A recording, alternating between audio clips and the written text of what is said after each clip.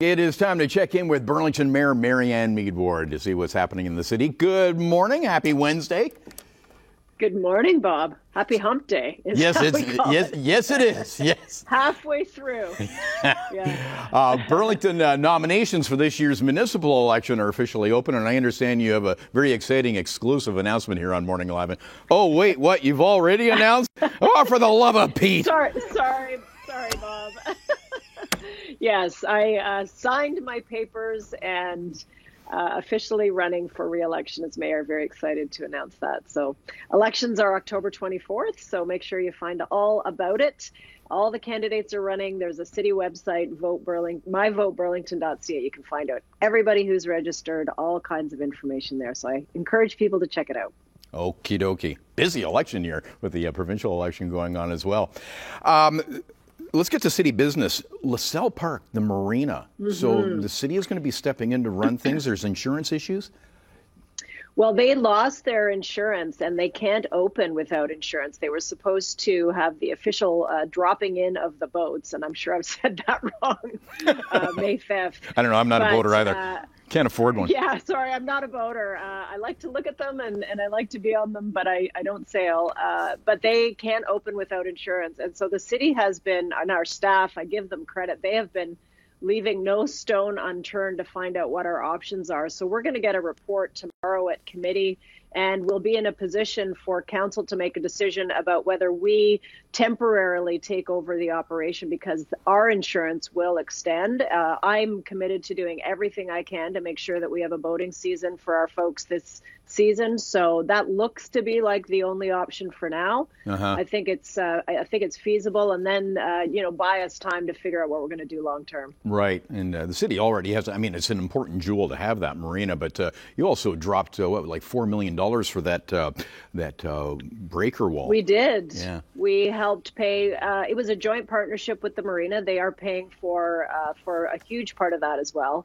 But yeah, this is we're a lake community, a lakefront community, and boating, sport, recreation. There's a sailing club that has trained kids to sail. There's a club for kids with disabilities. We want to make sure that everyone can access. There's also a public boat launch. So anyone that has, a canoe, that's my speed. With a canoer and a portager, don't remind me of those days. But you can. It's free to drop your boat in. So there's also the marina if you want to have a slip and keep your boat there through the season. So it is well loved by our community, and we need to keep it going. Absolutely. Yeah, big boating community in Burlington. It's a big bingo community too, but there's not enough room for two on Fairview Street for bingo halls. No, we had 4 hours discussing bingo. I learned more things than I'll ever need to know about bingo. I just thought it was a great game, but there were two applications, and both of the applicants said there wasn't room for two bingos. They would start to compete, and they are required by law to give 45% of their proceeds to charities. So there are over 25, 30 charities in Burlington that rely on the one that we approved. It's the Bingo Connection. They've been in the city for 30 some odd years. They had to relocate. So it wasn't a new bingo application for them, but their site that they were in was being redeveloped for a condo. They need to find a new home, which they have on at the Polish Hall, and we'll do some fundraising for the Polish community, which is great. But they needed to get a permission to relocate. So those charities, that 35 plus year relationship that those groups and our city has had with them really tipped the balance in their favor instead of approving a new bingo hall in Burlington. So we'll still have one, but that's enough. Okay.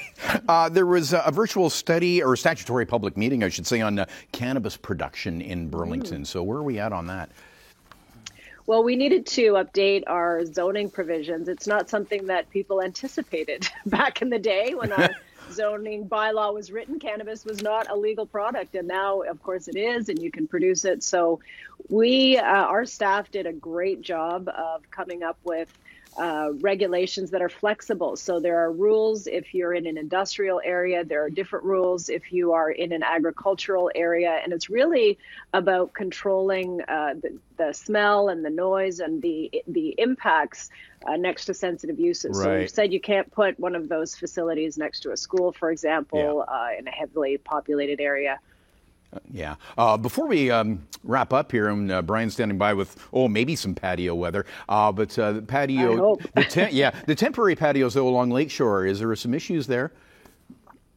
Well, it slows down the cars, which isn't necessarily a bad thing. Are people complaining? We take the whole lane out. We have gotten a few emails, but for the most part, people really love it, and you'll see that once we do get patio weather, the patios will be packed.